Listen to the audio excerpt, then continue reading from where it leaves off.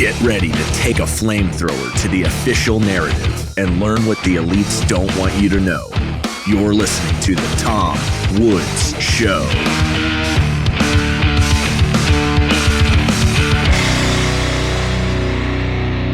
Hey everybody, Tom Woods here. It's episode 2612 of The Tom Woods Show. We're here with the great Connor Boyack, and I could spend the rest of this episode telling you all the things that he's done and listing all the books he's written, but we can't do that because we have such important things to do.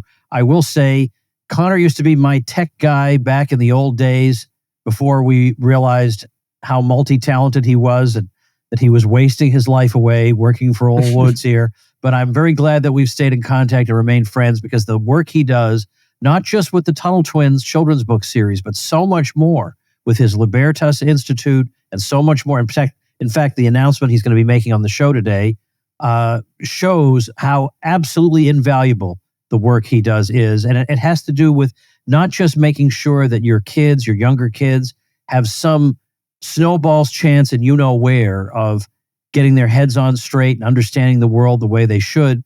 But even as they get older, Connor is making sure that, when they step outside your door, they're not going to be brainwashed and you'll lose them forever. So Connor, welcome back. Tom, thanks as always for having me on. And every time I come on, I'm astonished at the episode number, 2612. And I'm just blown away. So congrats. And I'm excited to hang out with you and share some fun news. I don't need to keep saying the episode number at the beginning. I don't need to do that. And it's too late now, it's too late now. So, whoops. All right. So let's talk about, first of all, let's talk about your announcement because it has to do with something that I favor very much, that I have promoted, that my people have done and raved about, and is, it's a really, really highly valuable thing. And I'm just teasing it too much. You just tell us what it is. So your listeners, your dedicated listeners know that you have talked about before and referred people to Praxis, which is kind of a college alternative boot camp experience to help young adults get well-paying jobs without going to college and pursuing a degree that they probably, many of them don't need, incurring all the debt, suffering the indoctrination, and all the rest. The announcement that I'm excited about that we announced just this morning is that our organization, Libertas Network, which is kind of our new umbrella entity, Libertas Network has acquired Praxis, 100% of Praxis. And so we're now bringing it into the Libertas Network family. And as you can kind of probably imagine how it plugs in, all of our Tunnel Twins kids and all the kids going to our children's entrepreneur markets and all these programs that we have, they get older and the parents want help and they trust us and they want our recommendations. And so by bringing Praxis into the fold, we have yet another kind of offering to keep giving these families as their kids get older and older. So we just closed the acquisition a few weeks ago, announced it this morning, and throughout the rest of the year, we're going to be kind of rebuilding and realigning a lot of the programs and then scaling it up pretty aggressively from here in the years ahead. All right. Well, plenty of people don't know what Praxis is. So start with that because it's really important. It's really, really important. Well, Praxis started about 10-ish years ago, founded by a guy named Isaac Morehouse. And of course, he was one of the first people I called because this is his baby. I was like, hey, we're thinking of making an offer. And he's like, oh my gosh, you guys are the perfect fit for Praxis. When he started it, his vision was there are so many young people who pursue these degrees because that's just what you do. You got to go to college and then you get a job.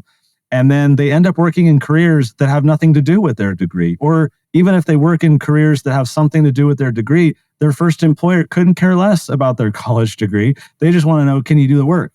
Do you have work experience? Can you actually create value for a company? And so he clued in on that and set up Praxis to be kind of this incubator apprenticeship type of experience where young adults, you get 18 to 23, 4, 5-year-olds, they'll come into the program and they'll spend a few months getting kind of an intensive educational experience on how to be a competent employee and create value for your employer in a wide range of different fields. And so they put them through this little boot camp type experience and then basically line them up with a job. And so Praxis changed a little bit. Early on, they had this job guarantee, and then they dropped the job guarantee. Later this year, we're going to restore that. But fundamentally, Praxis is about helping these young people on their path and navigating that path without needing to spend 4 years and tens of thousands of dollars, and all this time pursuing something that they may not need. Look, college is the right answer for many people in particular fields that absolutely require it, or people who are very intentional about their education. And even though technically they don't actually need it, they want it. And they're very smart about finding low-cost ways of, pursuing the degree and doing it on an accelerated timeline. But so many young kids just kind of bumble through the college experience, discovering themselves or partying or frittering away all this time. And Tom, the thing that excited me the most when I clued in on this opportunity was that the delta is $250,000. What I mean by that is you take a Praxis kid who isn't paying the tens of thousands of dollars of tuition and is during those 4 years that they would otherwise be sitting behind a desk are earning 50, 60, 70, whatever grand a year.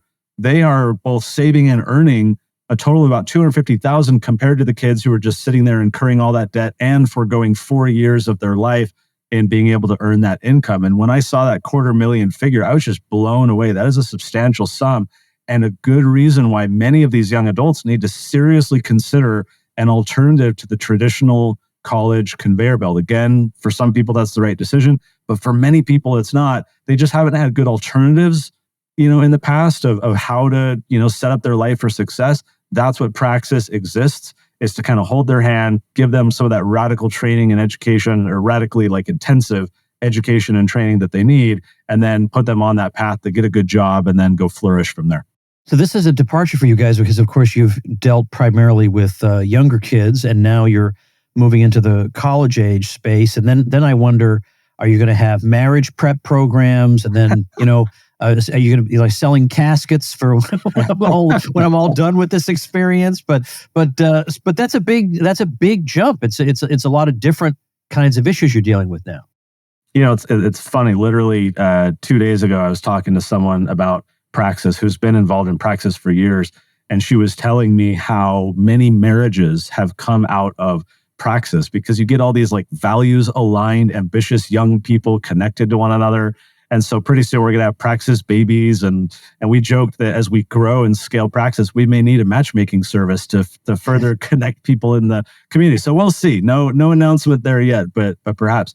The answer to your question, why are we doing this, higher age cohort, is that our audience has just been hungry for more and more. When we started the Tuttle Twins, it was just, kids' books age 6 to 10.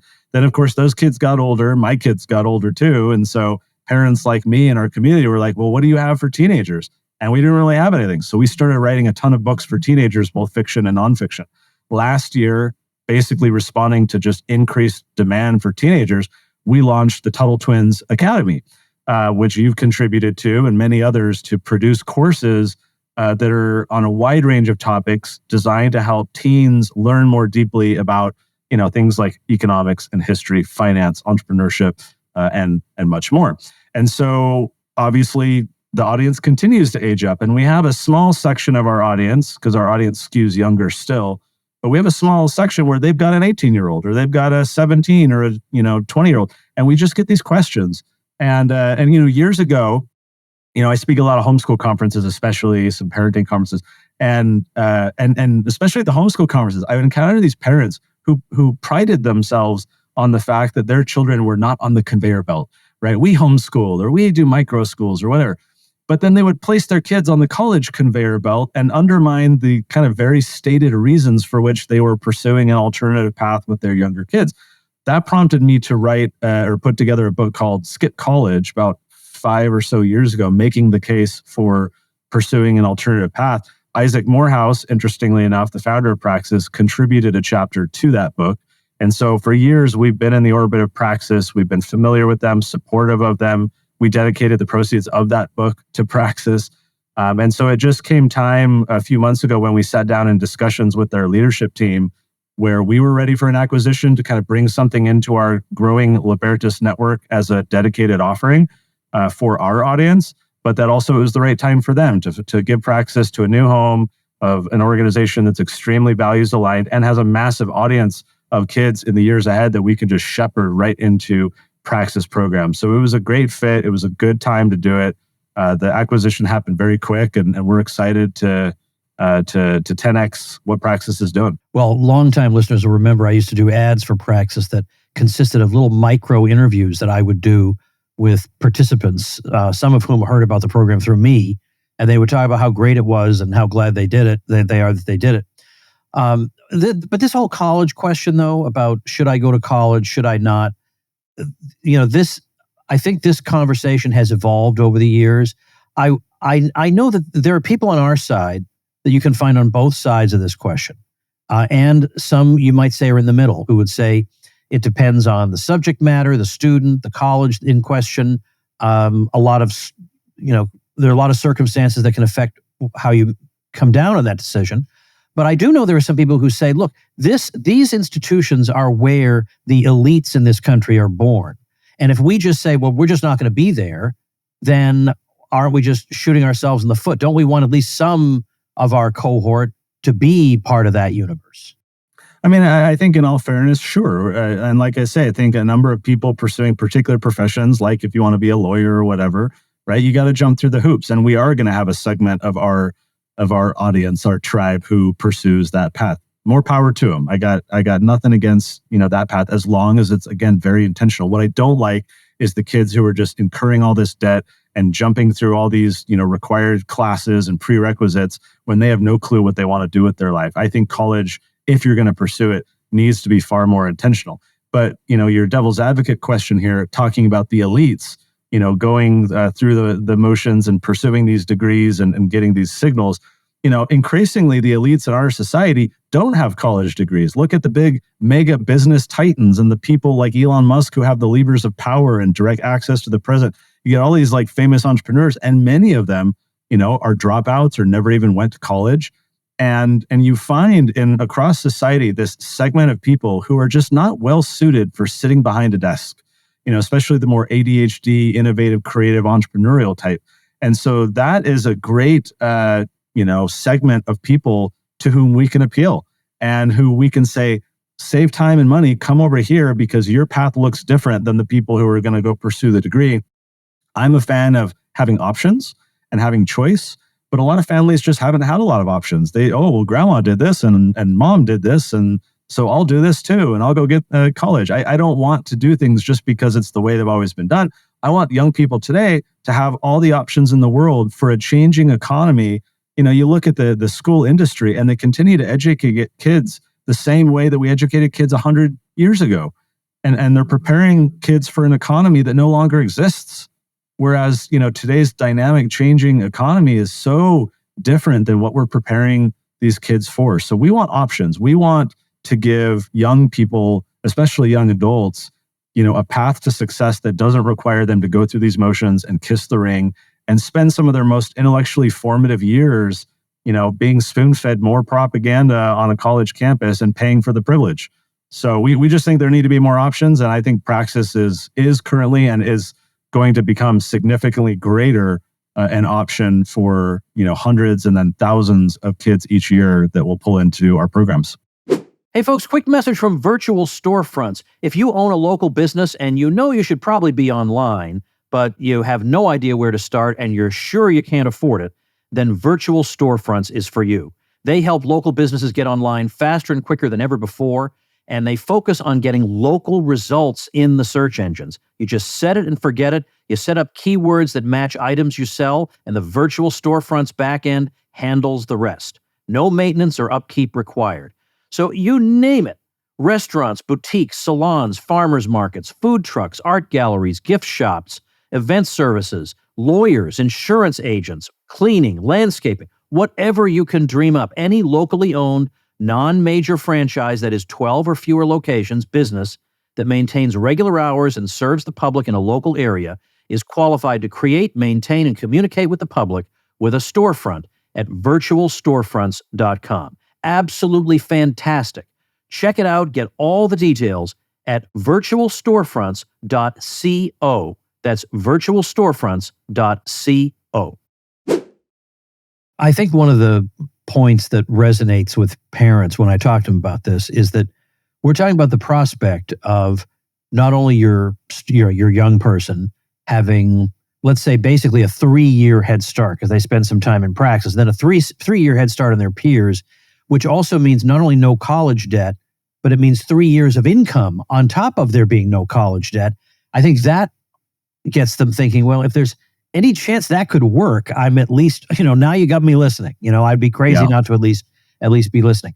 So now once you take the thing, I've never done anything like this. I have no idea what it's like to buy a business at all. And if I did buy it, I don't know how I would think about reimagining it because I think about Praxis exactly the way it is. But are you reimagining it in some way? Sort of. I mean, part of calling Isaac and getting his blessing was talking about the original vision. And, Praxis in recent years has been doing all right, but it's struggled to grow because it hasn't had a lot of capital. They never went out and raised money, and they were always kind of this lean, mean, ragtag band that were producing some amazing students and alumni for the ones that they serve. But the original vision was, man, we got to blow this up. There's so many more kids that we got to serve and save.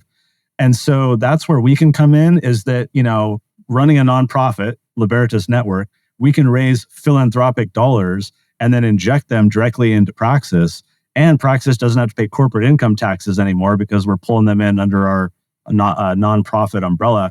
And so we're going to basically infuse a bunch of capital into Praxis to help them more quickly get out of that kind of stable rate of number of students that they're serving. And we want to, lifetime total of students served, I think is around 900 for Praxis, if I'm remembering right. And we want to get to the point within 2 years where we're serving that number of students every single year. So I'm only interested in this if we can scale it up. I don't want to own a Praxis that's serving a few dozen kids a year, even if they're kind of the elite, ambitious young people. Good for them, but there's 100 times more kids like that we need to pull into this. I'm interested in this to 10x it. I'm interested in this to plug it into our ecosystem. And as we're growing, like this year, we'll serve 100,000 kids in our children's entrepreneur market. And so as we build relationships with all these families and that compounds year over year, we're going to have this huge national audience. All these kids are going to get older. And so we want to have a robust Praxis that can serve them. Not only, by the way, with getting a good job, right? Which a lot of them want, and they'll continue to do that. We're going to build out additional programming in Praxis. For example, for the young adults who don't want to be a W-2 employee for someone else, they want to go start their own business. Well, what if we could take care of all of their back office stuff so that they can just go build and do their business? What if we had an ecosystem of entrepreneur mentors and others that, could help them on that journey? And what if we turned Praxis into an investment community where all of the alumni could chip in $500, $5,000 of equity and get equity in companies that their peers are launching? So we have this vision not only for the employment side, but for an entrepreneurial side too, where we can appeal to young people no matter what path they want to pursue. Obviously, the lawyers and the doctors and others, they have a very set path to walk. But there's a vast number of other professions and industries and interests where we can help those young people along their way. And more like, I should say, on top of the education, on top of getting the job or starting the business and all the things, being part of this alumni community is amazing. I mean, certain colleges have really tight-knit and strong alumni communities. Mine, I've never really had that. But talking to all these Praxians, and years and years later, they're still friends, they're hanging out, they're going to events together, they're getting an Airbnb for the weekend and shooting the breeze, they're getting married, like this tight-knit community where they're supporting one another with job opportunities and, hey, let me put in a good word for you, or I want to hire you. That is amazing. And that is what young people, I think, are desperate for. And so we're going to just really inject a lot of capital and resources into building out the alumni community so that becomes a strong value add to young people who don't want to just get a good job and be off on their own, but they want to be part of something. They want to be part of this network that can help them not just get a job on day one, but can support them along their journey in the years to come. That to me is really exciting. And I think Praxis is fairly unique in that regard of having such a tight-knit alumni community like they do. Now, see, you are an example of an ambitious guy in our sphere who has a big vision for the future. And obviously, this is what our world needs. Like, we have a lot of podcasts, and I'm very happy to be part of the podcasting world, and I don't make any apologies for it. But we really are pretty much covered in the podcasting area. But whereas when you listen to what Connor's talking about, like this is obviously what we need is somebody who thinks like this and has ambitious plans to serve more and more people who are trying to navigate the, frankly, a crazy society. And so this is why, by the way, my Author Academy program, woodsauthoracademy.com, I featured Connor because he's basically an empire builder when it comes to book publishing with his children's book series and with his other books. But then I also featured him on my school life program, which is onebucktrial.com, because, well, the guy has built an empire that is dedicated to helping, to working on behalf of causes that we believe in, helping families like ours, helping the kinds of kids that we raise to navigate this crazy world. I mean, and we need a lot more Connors. I don't know how many we can plausibly hope for, but this one Connor is accomplishing a whole heck of a lot, and it's absolutely fantastic. So, what's your pitch to a young person? Because a young person, very understandably, is not looking at life the way we, in your 40s and 50s, might look back and say, I wish I had been thinking about this. I wish I'd been thinking about that. Instead, they're thinking, well, all my kids are going to the University of X. Or all my friends are going there. And I want to go because all my friends are doing that. Or I don't want to be the oddball who does a weirdo thing while everybody else is doing what's socially expected, which is they go off and do this.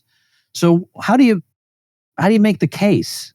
Yeah, that's a great question. Look, I think some contingent of humans are just wired to be socially influenced, and they are, no matter what, going to pursue the traditional safe course. Those are not our people, and that's fine, right? But we appeal to the countercultural kids who think differently and want to, rebel against the system, who think that the system is broken, who are sick of paying professors. I remember when I was studying web development, I pursued a college degree because that's just what you did. I had no clue that you could just not do that and just go build a business, or my head wasn't in that space. I wasn't raised that way. So I'm sitting in college classes where the professors are like 30, 40 years older than me, and they're teaching me these new web development technologies that they themselves have had no professional experience with other than them studying what's latest and then trying to impart that upon us, which I could do myself by going to Barnes & Nobles and buying the Web Development for Dummies book or whatever. And so I started to clue into this fact, like, wait a minute, I'm spending time and money pursuing something that I don't need, because when I went to my first employer, got my first job out of college, they didn't care about my degree. They didn't ask me about any of my classes. They didn't even look at my resume or care about my GPA.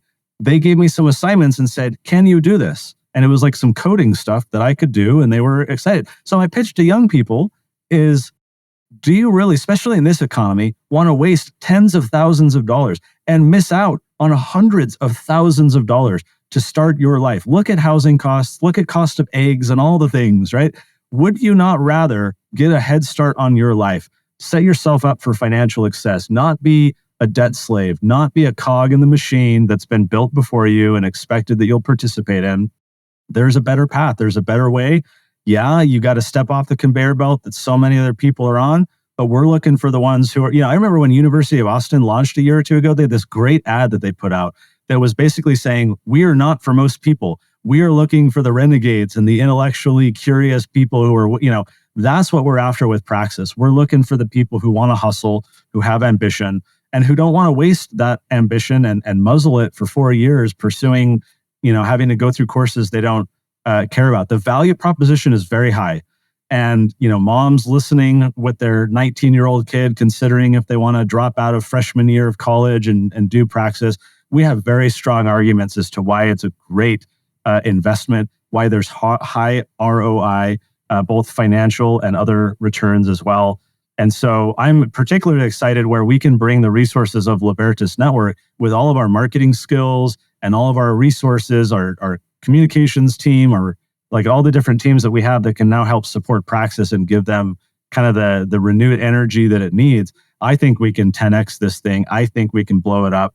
And to the young people listening, I think it's a no-brainer. Had this been around when I was going to college, I hope and I think I would have been like, oh, sign me up for that. Because I think the ROI is just super compelling. So we're looking for the young people who aren't so socially persuaded by the norm and willing to step out for an adventure. And it's one where, especially as we reintroduce the job guarantee later this year, it just makes an increasing amount of sense to invest in yourself like this, to be part of this network that we're building, and then set yourself up for success with getting a job and starting to get earned income at a young age. Imagine when you graduate from, when your peers graduate from college 4 years later, they have all the debt. They're starting typically an entry-level job, hopefully in the industry that they've chosen to pursue a degree in.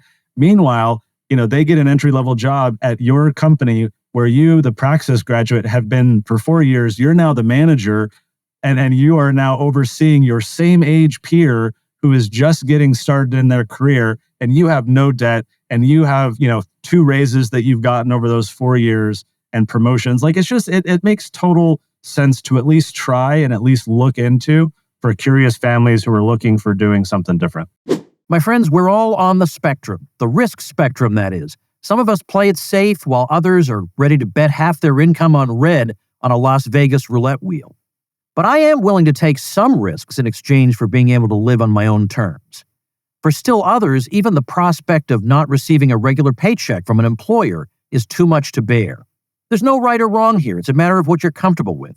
And that's why the franchise option can be a happy medium between the extremes. Yes, you're going out on your own, but you're not entirely on your own. With a franchise, you've got existing branding, existing products and services, and existing formulas all ready to go for you.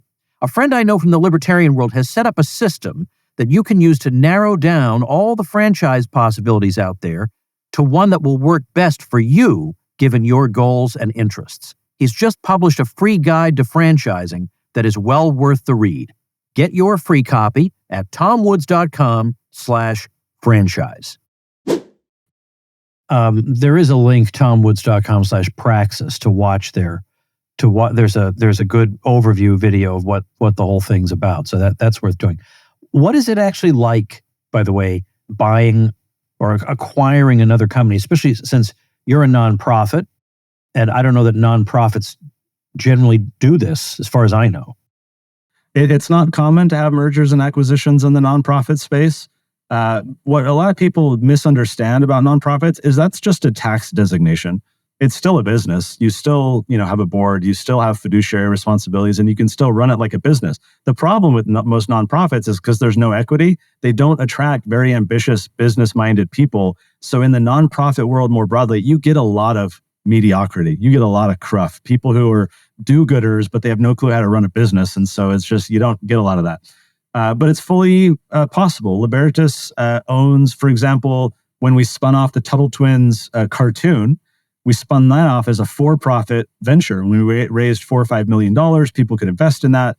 And so Libertas invested quite a bit into the cartoon to help get it off the ground. We own a piece of the company. I don't remember what percent, but a nonprofit can own stock. It can own parts of a company, or in the case of Praxis, it can own an entire company outright.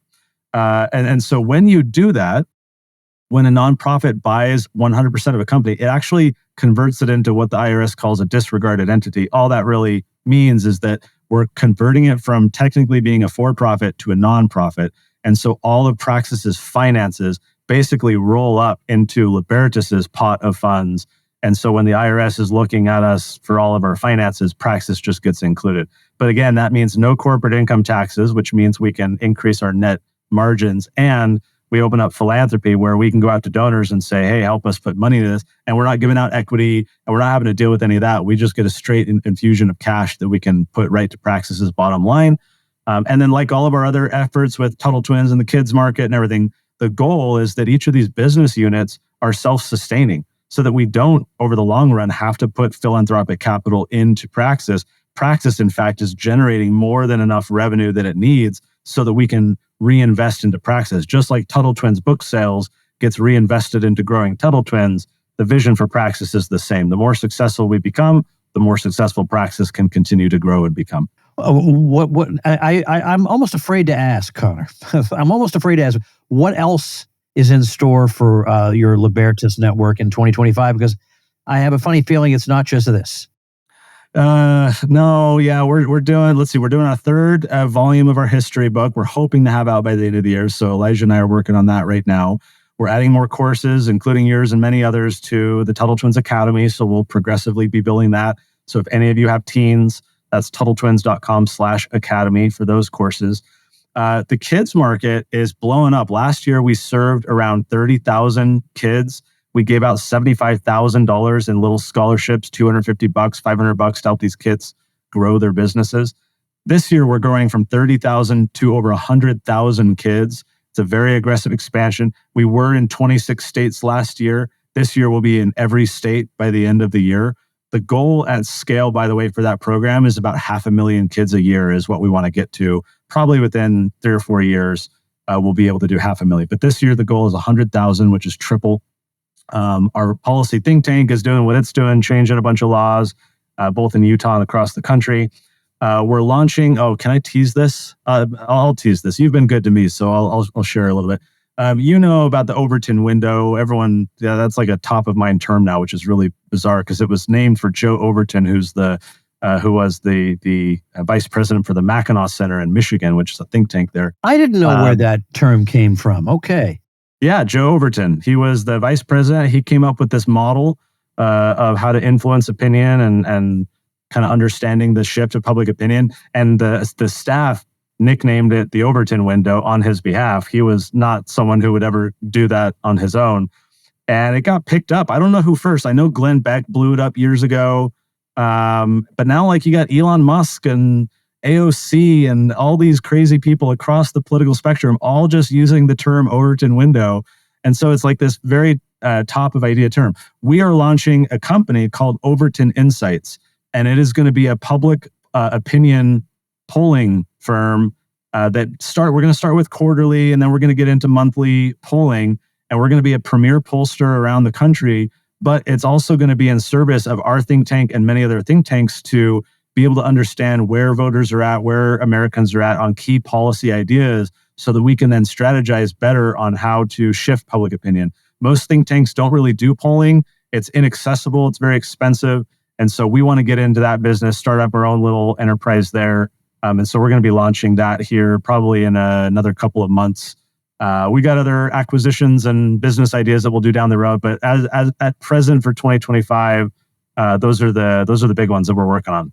For crying out loud. I mean, really, Connor. I mean, really. Leave something for somebody else to do. Crazy. But good for you. Life is too short. I mean, like Steve Jobs said, we got to make a dent in the universe. That's what we're trying to do. I mean, look, I got to ask you a personal question. But I mean, doesn't your wife at some point say to you, you're doing too much, you got to cut it down? She used to. I have gotten, with a lot of patience and practice, I have gotten much better at delegation. Can I share a specific example here? Please do. You're asking a personal question. As you know, back when I was your tech web guy years ago, I was laser focused on our legislative session with our think tank here in Utah when we were first getting off the ground, and for 10 years. During the legislative session, I would be up at the Capitol all day, every day, suit and tie. And that was my life. That was my identity. I was the guy in action, in the trenches, changing these laws. And about 2 years ago, we had finally grown enough and hired enough people where I had a director of government affairs. So 2 years ago, I went up to the Capitol maybe once or twice a week during the legislative session. And then last year, and also this year, our legislature is in session right now. I haven't been to the Capitol once. I've got that government affairs guy. I've got a bunch of other people on our policy and government affairs team where I have fully been able to delegate it. My calendar now is open. I've been traveling. I never could travel during the legislative session. It's allowed me to do fundraising, travel, entertainment, personal travel, going to speaking engagements. Half my day, I now sit around and just have on my calendar thinking time. I have like blocks out for thinking time, for strategy time, for writing time. Now that's a man who's organized. Yeah, no, and not only better organized, but that I've delegated so much. So people look at me and they're like, "Oh my God!" Like I have a donor who has this perception that like I am in the trenches with all these programs doing everything, and clearly that's too much. No, the kids market stuff I do very little, like almost nothing with anymore. We have an amazing executive director a phenomenal team with dozens and dozens of people who are all managing that program. And all I do is clap from the sidelines and say, keep going. Tell me if you need anything. So we've just been able to grow the team enough with some amazing talent where I can share the strategy and the goals and the vision and then let them loose. And that frees me up to be able to, think of what new acquisition do we want to do? What new project do we want to do? And I have the time and the energy to do it because I've got all these different teams that are now self-managing and growing, and we've got awesome people. So it's taken us a while to get here. It's taken me a lot of practice to let go of things and to fully delegate, but we're in a good spot. And that's like the only reason we can be doing an acquisition in the middle of Utah's legislative session is that I have nothing to do with the legislative session anymore. So I can focus on new business, new growth. And it's awesome. I feel super energized by it. And I think more good things to come. All right. Well, that's tremendous. Because I remember back in the old days when I was being stretched in all directions, and it took me a while to figure out how to balance everything. And I'm glad it sounds like you've got that all worked out. So I again want to suggest, I just had a guy in my mastermind. We were talking about Praxis, and he signed his daughter up for it, and they're looking forward to it. So tomwoods.com/Praxis, Praxis. See if it's for you. And once you've had a chance to take a look at it, see if your young person might be interested in doing that. Because, it's not that you can't succeed going the old-fashioned way, but the old-fashioned way was invented in like 1958, and it's 2025. Maybe something else might be called for. Any final words here, Connor? I want to mention, Tom, that when folks go to that page that you shared, tomwoods.com/Praxis, and they step through the process and fill out the form, any of the applicants we get who are referred from the Tom Woods Show get a steep discount of $2,000. I forgot to mention that. Tuition, yeah. Which is a big enticement, right? So this is a great financial opportunity on its face, even if you're paying full rate. But friends of the Tom Woods Show get our steepest discount. You've been good to Praxis for a long time. You've been good to me. So it's a $2,000 off, which is just huge. So tomwoods.com/Praxis, fill it out, talk to our team, start, learning about what we're doing, because I think we are the solution for a huge number of young people that we just need to get the word out and help them say like, hey, we're over here, come check us out. So tomwoods.com/Praxis, $2,000 off, go fill out the form. Get your niece, your nephew, your grandkid, whoever that's at that kind of ripe age of high school senior to college sophomore, still figuring out, is this right for me? Send them the info, let them watch the little webinar, the video, and figure out if it's a good idea. I think it is, and we hope to have a lot more people joining us at Praxis. Excellent. Well, Connor, congratulations on everything. Sounds like everything's going great. I'm really happy for you. Praxis is in excellent hands. I'm very happy to hear. And I guess you'll have to give us an update when you have 27 more projects going on. So thanks, Connor. Sounds good. Thank you as always, Tom. And thank you, ladies and gentlemen. Make yourself and those you love less vulnerable to the regime, both mentally and physically. Get more forbidden information at tomsfreebooks.com, and be sure to subscribe to the show wherever you listen. See you next time.